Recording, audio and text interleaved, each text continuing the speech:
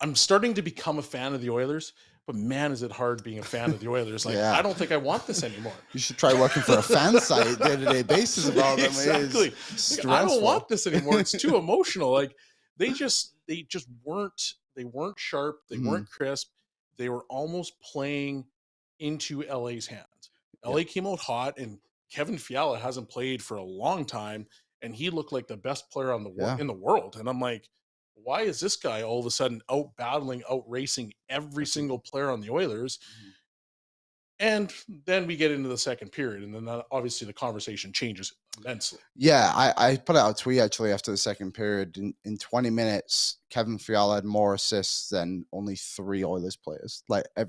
Only three Oilers players had more assists than Kevin Fiala and played 20 minutes. He truly looked like the best player on the ice. And then the first period, I guess we'll just jump right into the goals. Like, what did you think of the team defense? It looked like it was essentially non-existent and just mistake after mistake. And I think Skinner actually got harshly criticized a little bit because he did actually make one pretty big save in the period, and just the chances the Oilers are giving up were just so good that LA almost had to screw them up themselves not to score. Yeah, like I'm not putting any of this on Skinner. Yeah. Like the first goal, I'm pretty sure was Yamamoto had his player. Hmm. Was it Velarde? I think it was. I think so. Yeah. Right. So he has him in the neutral zone. He's actually got his stick around his waist. Then he lets him go half, like once he gets into the zone, Nurse is puck watching, and then all of a sudden it's a rebound, and Velarde taps the puck in the net.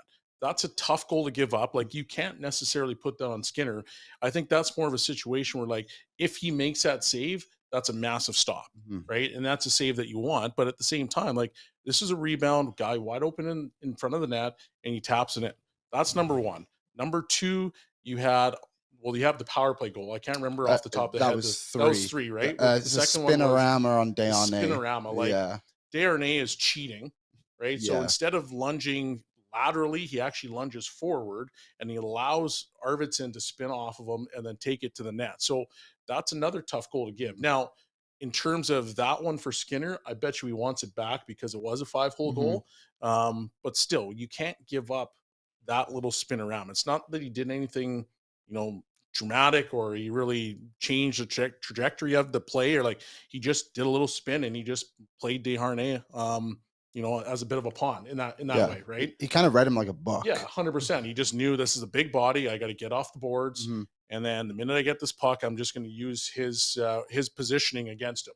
Yeah. And then the third goal, obviously, like, they talked about it on Sportsnet last night, and it was three or four guys getting out battled, losing a race to a puck, and LA just wanted a little bit more, and then all of a sudden wide open again in the back of your net. So can you put that on Skinner? I don't think you can. Mhm. Maybe one goal he wants back, like we mentioned, but at the same time, like it's team defense. They just weren't hungry enough, and it showed.